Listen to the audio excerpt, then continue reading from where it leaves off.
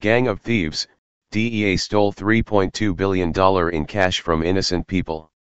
A bombshell report from the Inspector General, IG, at the Department of Justice has exposed the Drug Enforcement Administration, DEA, for the colossal thieves they are. According to the report, DEA seized more than $4 billion in cash from people since 2007, but $3.2 billion of the seizures were never connected to any criminal charges. That figure does not even include the seizure of cars and electronics. This thievery is possible through the insidious practice of civil asset forfeiture, CAF, where law enforcement can seize cash and property on the mere suspicion of being involved in criminal activity. Originally developed in the 1980s to go after organized crime, CAF has mushroomed into a source of revenue for cops across the country, from local to state to federal, in what's become known as policing for profit. When an innocent person's cash is stolen by DEA, that person must petition to get it back, meaning the burden of proof, and the burden of time and expense, is on the unlucky victim who never did anything wrong in the first place. In fact, forfeiture proceedings start from the presumption of guilt. It's a clever scheme, and DEA knows it. The IG found that petitions were filed in only 20% of DEA cash seizures. As Reason magazine points out, the IG report highlights just how arbitrary these seizures can be. We found that different task force officers made different decisions in similar situations when deciding whether to seize all of the cash discovered, the Inspector General wrote.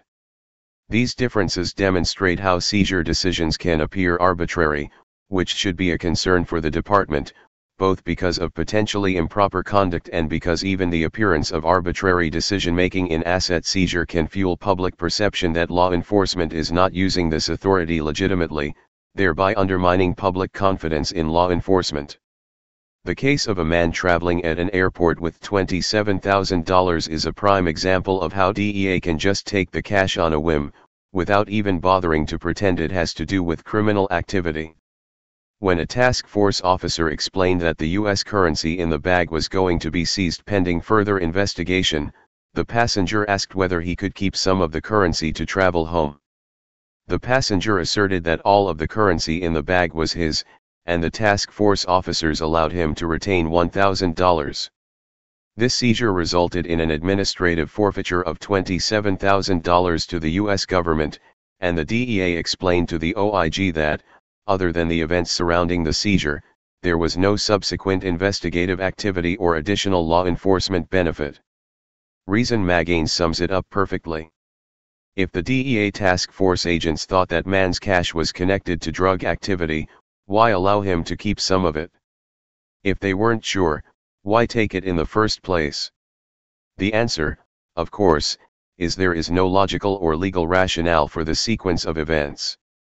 Indeed, most of the DEA's cash seizures don't relate to any criminal investigation, and 82% of the cases reviewed by the IG were settled without any judicial review. The DEA focuses on airports, train stations, and bus terminals, relying on travel records and a host of confidential informants to target people they believe will have lots of cash. Read more: the drug war, asset forfeiture, and the cycle that funds the police state.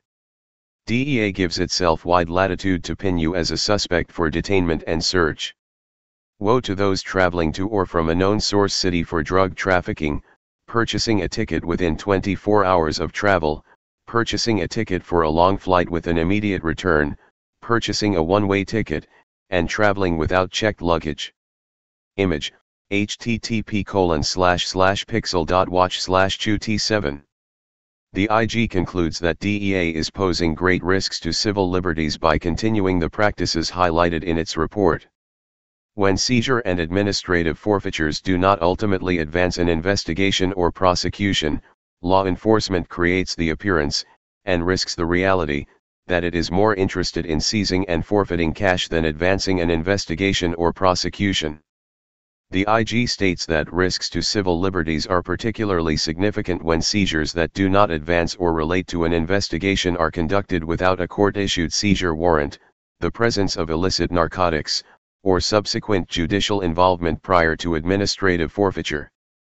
The threat to civil liberties posed by CAF is being recognized more and more, as states continue to abolish the practice by requiring a criminal conviction before cash and assets can be seized. But the federal government is a primary reason why CAF still runs rampant, through the euphemistically named Equitable Sharing Fund, where the stolen loot, amounting to $28 billion over the last decade, is shared by federal and state drug task forces. These findings fundamentally undercut law enforcement's claim that civil forfeiture is a vital crime-fighting tool. Americans are already outraged at the Justice Department's aggressive use of civil forfeiture, which has mushroomed into a multi-billion-dollar program in the last decade. This report only further confirms what we have been saying all along: forfeiture laws create perverse financial incentives to seize property without judicial oversight and violate due process. This report is one more illustration that the only solution to resolving these issues is to end the use of civil forfeiture once and for all.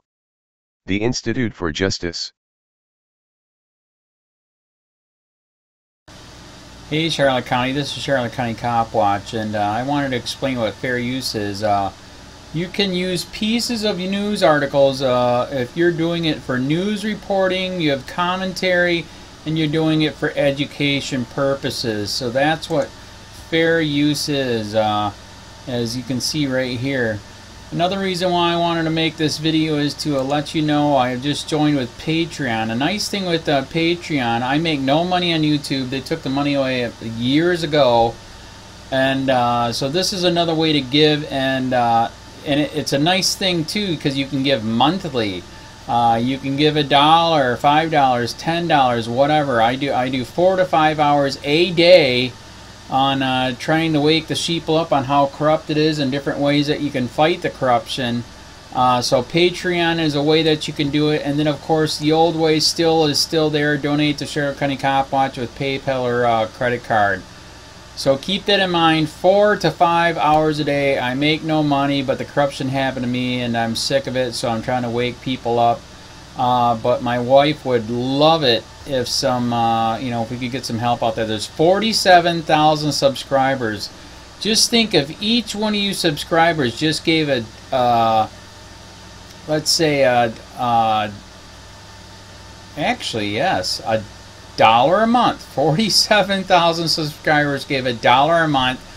That would be awesome. That's not going to happen. But anyways, that would be great if it did happen. But do the math in your head. Just think about it. Like I said, 4 to 5 hours a day. I get no money from YouTube. YouTube has gone nuts. You can't do anything anymore. They're taking the money away everywhere. So these are a couple different ways that you can still help out with all this time that I put in. And as you know, I'm in a special situation where, at least I can do it. 4 to 5 hours a day.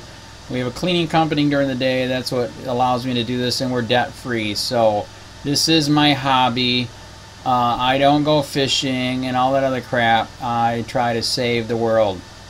So help me out to make the wife happy, man. In fact, if you guys did give $1 a day, and there was 47,000 of you, and you did it, and each of you gave $1, and that was every month, oh my God, yes, I could quit. I could start suing them. Another idea too that we have is, if I got some funds, we could actually contact everyone that has been ticketed and or arrested and put in jail and start sending them postcards to let them know we're here, and to see if everything went all right, and if it didn't, find out their story. So we could even do more investigations and more lawsuits. Lawsuits take money.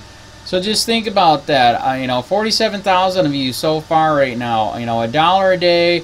$1 a month on Patreon, or $5 a month Patreon, 10, 20, whatever. Just do the math in your head, help out. This is a lot of work every single day. Thanks.